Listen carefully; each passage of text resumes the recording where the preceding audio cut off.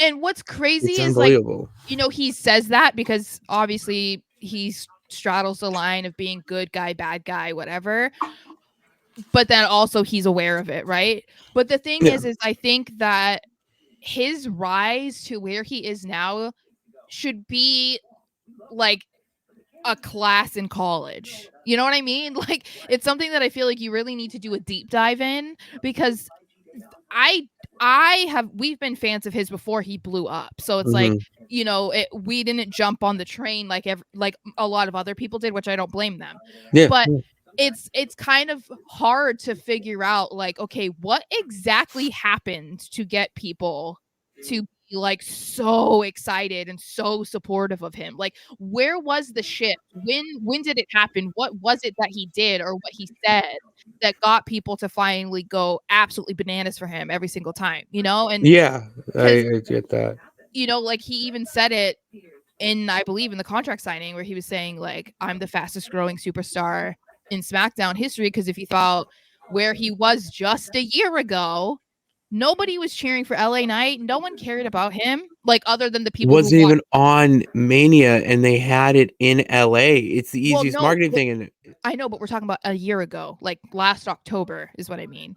Like, in didn't he come around at He this was, time yes, last he year? came, yes, that's when he finally came back to being like LA Knight. But I'm saying, like, no one besides basically the loyal NXT audience really cared at that moment, because the only LA Knight that people who watched Raw and SmackDown were familiar with was Max Dupree, Yeah. So no one, it was like exciting for some, obviously, when he dropped the model scout gimmick and became LA Knight again, but it wasn't this, So it's like, to try and really go back and figure it out would be really intriguing to look, because it's like, that's the beauty of professional wrestling. There might not even be an answer. We just all collectively decided one day, hey, we like this guy, so we're just going to cheer for him because everyone else is. Yeah. That's how it feels. It really feels like that. I remember Humble Wrestling, popular Twitter account, posted something and kept posting about him. Like, who the hell is this guy?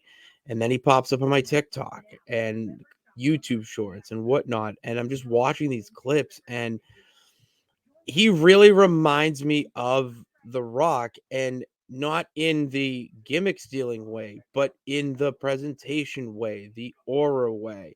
What made The Rock so good? He's not Hmm. stealing any of his catchphrases. He's not doing any of that shit. So before anyone jumps down my throat, but he's doing it in the similar fashion where he has sayings of his or whatnot that just Hmm. hit.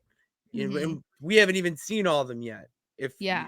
I'm like, I'm still waiting for him to bring back Dummy. I Hmm. just whenever that happens, and that is what WWE is craving right now, is a guy like that who, it's the authenticity. Like, that's who he is. It's maybe obviously leveled Heightened. up, yeah, heightened or Well, elevated for the ego, that's but what he said. He said basically LA Knight is just a bigger version of Sean Ricker. It's like, which he's like, that's this when is the what I best, do, this is how I yeah, act. So that's why I think it resonates with people. it's the authenticity. Yeah. Everyone loves someone who's just authentic. They are just them. If Yeah. it's turned up to 11, well, you know what? Everyone goes up to 11 sometimes. So, Hmm. it's all about that, just that aura and that energy he brings, that you just want to cheer for him. And even the music to compliment him is just so perfect. Like, when the stars align like that, Hmm. it just hits, and it's so incredible. I cannot wait for the eventual revolution to do that deeper dive, and we get like that account is being talked about by him.